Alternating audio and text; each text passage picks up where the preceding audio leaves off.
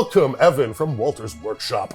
Thank you so much for being here. Tell me a little bit about you and where you're from. Well, thank you for having me. I'm Evan Walters, and Walter's Workshop is my persona, I suppose. On Twitch, on Instagram. Twitch, Instagram, TikTok, pretty much anywhere where social media exists. If you look up Walter's Workshop, that's me. I'm from the East Coast in Virginia, and I've been painting minis for 25 plus years now. 25 plus years. No, I was pretty young when I got into it. You know, it's been an on and off thing for years. But what was the first mini you painted?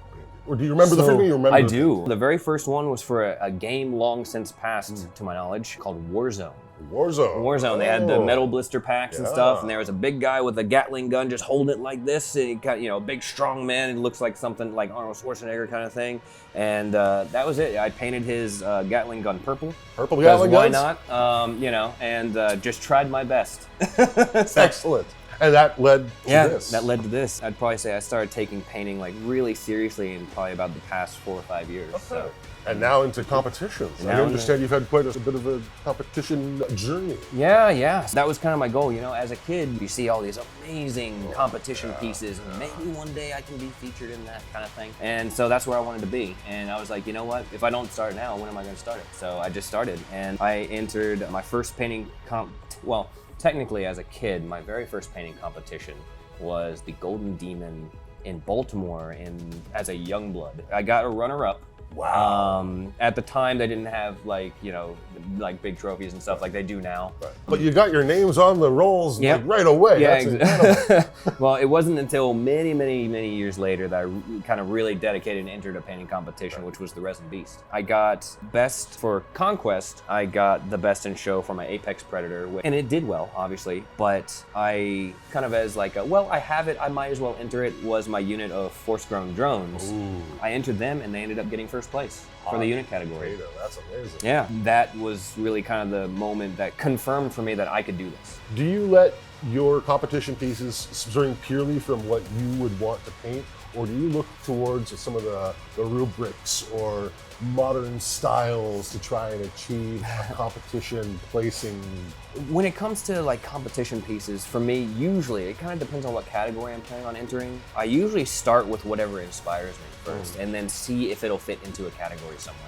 When you do a competition thing, the one thing to always kind of keep in mind too is that your piece is in a case with dozens, if not hundreds, of equally, if not more, talented pieces as well. Right. So you really want to catch people. And so the one thing I like to keep in mind is if I'm 10 feet away, is someone going to see my piece out of all these others? Yep. And then when they get close enough, am I going to be able to do that again with a second look of, I didn't notice that. And they lean over and go, ooh. Yeah. From like 10 feet away or so for this army, for example, it might just kind of look like mostly just white and purple. But then when you kind of sneak in real close, you're like, that white has pink and blue and green. Lead me through your prototyping process. How did you pick these models, these paints, this scheme? In almost every game I play, I'm a big fan of like elves or elf-like entities. All right. So with the spires, they inspired me a little bit because there's a lot of versatility to them. I really latched onto the lore of this army and this game in general, but for the spires in particular, these beings from another planet essentially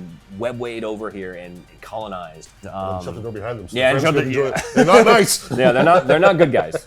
This is essentially like the high elves of this world, which is scary. But the lore is just so vastly different. It was so fresh and so new. They kind of took a really good, like, solid concept that we see in fantasy a lot and really just twisted it just enough to make it really interesting to me. And actually, all their factions have those exactly. twists that make them interesting and fun. Yeah. So for the spires in particular, their lore is what inspired me to do this color scheme. And if you look at a lot of their official artwork and their painted miniatures on their website and everything, you can see that they have a lot of bone. Because in the lore, they have resorted to using what's called biomancy to clone and grow their armies, their armor. The force-grown drones, for example, one of my favorite bits about them is on their heads, you can see this tiny little hoop.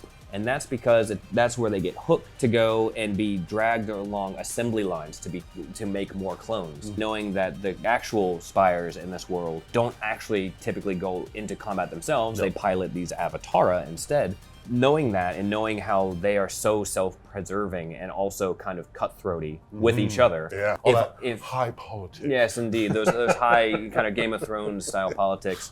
If I was one of these, I would want my army to not just be, like everybody else's. I would want mine to be the prettiest, the most ostentatious I could. And so I looked through online. Because it's biomancy, it has to be naturally grown. Look to the natural world for your inspiration. Look to natural world for my inspiration. So I started looking up beetles, really cool iridescent beetle shells. I started looking up crabs and lobsters and really anything with like a shell of sorts. But then I landed on oyster shells and stuff. I was like, okay, some of these kind of look cool. But then I thought about it. I was like, wait a minute. Oysters grow pearls. There's so many awesome pearls out there. Why don't I just go with like a pearl-like scheme or like an opal? So I was like, oh, well, of course, if I was some sort of like space elf, who wanted to show off being nice and fancy for everybody else, of course I'd make mine pearl. Then looking at, kind of what the colors of pearl are, they have these pinks and blues and greens all throughout in this kind of off-white, kind of warm color. I tried to work that into all the armor and all the weapons, basically. Now, what's interesting is that you've chosen to do something that in nature is naturally shiny,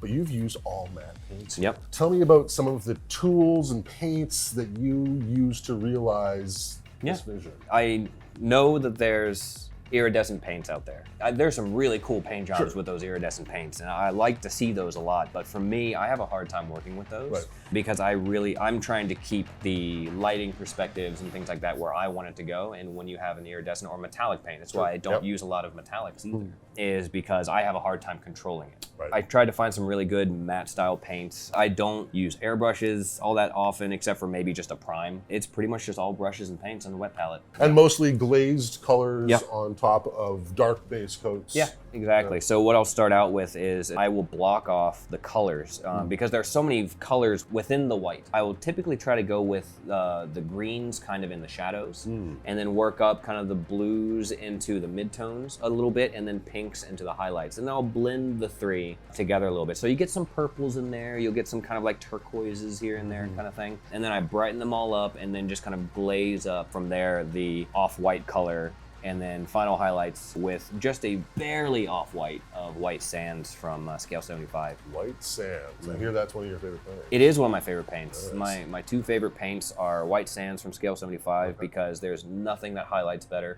Something I used also on this army, which is Scale Colors Green Gray, and that I use for pretty much the dark base coat for everything. If you paint it on, it almost becomes black, but if you just thin it out a little bit, it turns into this nice kind of really dark jade.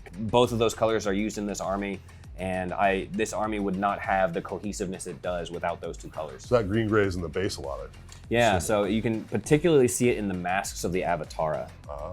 All I did was take that green gray and then just brighten it up just a little bit. They're not necessarily masks on all of them. You have the Leonin Avatara, which traditionally are painted with these cloned faces, but I decided to go with kind of a mask situation with everybody. Because they don't have extremely expressive faces, so it can theoretically be a mask. And like you say, they're a vat-grown avatar. Like you literally are somewhere else sending your signals back and forth to drive it like a drone. Yeah. So you are the commissioner of the World Knife Throwing League. Yes. And you announced for ESPN. Tell me a little bit about that journey. Yeah, that was honestly kind of a surprising journey. With a background in art originally, I did not expect to get into sports much, but it's been a wild ride and a ton of fun. But I got into axe throwing and did that for a while and eventually started working in the industry fairly quickly and then rose up to be the first commissioner of the World Axe Throwing League. Okay. So I was hard at work trying to get this sport out there and for everyone to participate in and have some fun with. And then quickly we got into ESPN.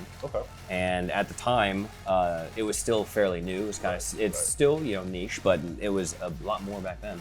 They needed someone who knew the players, who knew the game, who knew more than anybody else about it. And when you work on it 10 to 15 hours a day, you learn a lot. Yeah, you learn a lot about it. So I was kind of the de facto commentary person and now the senior commentary person for axe and knife throwing. And you didn't wilt under camera and you kept on not doing it. Yeah. No, surprisingly, I just tried to keep in mind that, a few 100,000 people are watching, but don't worry about it. Don't worry about it. Don't worry about it. Yeah. So tell me about your general. The lineage highborn. The highborn, yes, of course. Seeing the shape and what the Avatara are and how they have the very kind of spindly legs and long, almost, long arms and whatnot, but the thick shoulders, the big kind of imposing shoulders, and the fact that they're taller than everybody else. Right. I was like, I really would like to run a lineage highborn, but the shape of these Avatara just reminds me of something. And it took me a while to remember it, and I remembered because I was watching Clone Wars for Star Wars, and I was like, it's the same shape as General Grievous. These guys are literally the same shape. And so I was like, okay, well, of course I have to make a four-armed Avatara, because that's not uncommon within the lore of the world anyway. I don't know, these centaurs are actually arachnids. Yeah, exactly. Yeah, technically, yeah. They have 4 legs and 4 arms. Yep. Of course there could be an Avatara, especially the highborn one, that would be able to afford getting a fancier Avatara suit than and possibly else. Even a servant who runs the other 2 arms. Yeah, exactly, right?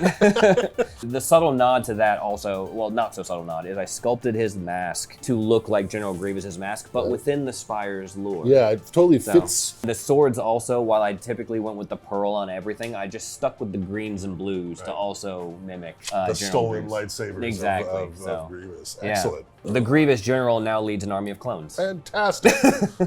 Do you have a brush brand recommendation? What brushes are, I'm assuming, quite important to your process? Honestly, there are so many great brands out there. I've tried most of them. I want to try more. It's really just a personal preference. When folks ask me about particular brushes, I usually tell them not to break the bank and really learn how the brush flows. So there are like synthetics you can use. There are the sable brushes you can use. There are all sorts of really good brushes out there. But I usually recommend people just to have some beater brushes, have some nice brushes for the detail stuff. But overall, the thing that's most important is just to learn how to clean your brushes. Clean your brushes. Yeah. Clean your brushes, make sure that you take care of them, and they will take care of you. If the paint starts getting in the furrow of the brush, just make sure to clean it out as quickly as you can, just so it doesn't dry in there. It'll keep that brush going for, weeks, if not months longer than it normally would. And it looks like a lot of glazing going on. Is there a particular size of brush you're using for that? It really just kind of depends on what I'm painting with it. Like, I typically don't go past 1 or 2, usually. Mostly so I can still have that control. Even on some of the bigger flatter areas, like this big old claw thing, is very big flat space. And to get a smooth transition over that space with something as small as a 2. Exactly. It can be hard. Another thing I like to do, kind of in lieu of that as well, is work up stippling. Stippling is a really nice way to add a little bit of texture to it, and it kind of hides a little bit of trying to get a nice clean blend over one large flat space, because that's very hard to do. And especially on natural surfaces, stippling works great because often these surfaces are stippled. When you look at this army in particular, there's a lot of these guys that have this kind of grainy patterns in their armor, or these kind of little growths and stuff, because they're grown in vats. But then there will be some other units that will have more flat stuff. But working in a little bit of stippling kind of helps unify it all together still too. Any tips and tricks other than stippling to apply such beautiful gradients? Honestly, stippling is the main thing. Having a nice clean highlight as well, it works as a unifier. Yeah, as the unify, it kind of seals the deal. Right. Especially when it comes to miniatures, when people are painting bigger stuff, you don't necessarily need to have a highlight. Natural light's going to do that for you for the most part. When it comes to smaller stuff, having a good contrast between colors is pretty important. And a lot of this can get kind of lost because there's so much of that pearl and white. But when you get close and look at it, each one of these, you can really see a lot of the deep colors going into the brights. And just really sticking to that scheme, keeping your process in mind at all times for all parts of the model, I think is super important. Now, you showed me an app that I decided to give this app, the only app I've ever done this for, the ability to give me notifications. What is this app, and tell me why it's so important? So I use an app called Brush Rage. It was developed by another miniature painter in the hobby who's won awards at all sorts of stuff. He paints a lot of Eldar for the 40K fans. But you won't hold that against him. I mean, I'm an Eldar fan, so I am too. So I won't hold it against him. Shout out to the Eldar fans. It will let you track every single miniature paint out there, even ones you've probably never even heard of. If you have a barcode, you can just scan it and add it to your own profile's inventory. What if there's paint all over the barcode? You can type in the name, it'll search it. You can search by brand. You can search by all the different ranges. So basically, you can set up your whole project with all the paints you're using for the different areas of the model as something that you can come back to. Yeah. I need this in my life. And I painted that first unit back in 2022. My goal was to make an army that if I was someone who ran a company, I would show this as a showcase army or like a box art kind of company. And I hear this has actually brought you into the circles of even with the Parabellum, the company that makes all these models. Yeah, they've been super supportive of me, which has been fantastic. Thanks, guys. I appreciate PB. They really liked my spires a lot, and I've talked with their official painters and some of their other folks about it, and they've been super nice and supportive of me painting not just these, but other Parabellum stuff. And so we worked out that every month I'm streaming on their Twitch channel now. Whoa. So we're doing the Colors of Conquest stream, which I am the host for. We basically just choose a mini each month and do something cool and themed and paint it on as quick. You know, if we can finish it on stream, we will do it. The first one I did was the Leonin Avatara. Excellent. They do a monthly Colors of Conquest competition. Right. And it's just an online competition, so you just post on your minis online and hashtag Colors of Conquest, and you're automatically entered to win a gift card to their shop, which is cool. But I'm going to be announcing the winners of that from now on Twitch. What part of your process takes the most time? Ooh, that's easily the pearl. That's actually one thing I had to keep in mind when doing this army, because, you know, when you kind of try to push yourself a bit, but also have to keep in mind you have to paint dozens and dozens and dozens of the same thing over and over and over. I made sure to factor that in before I got this started. So what I decided to do was go for this very intricate, very cool scheme for the armor and the weapons, but then kind of dial it back on the rest. Enough to where it's nice and presentable, but not to the level of like the pearl. Not breaking yourself on every part of the mini. Exactly. I choose one to focus on that was really cool, and then the rest, and kind of just go into standard techniques. Many years ago, that I was going to paint a full Spires army.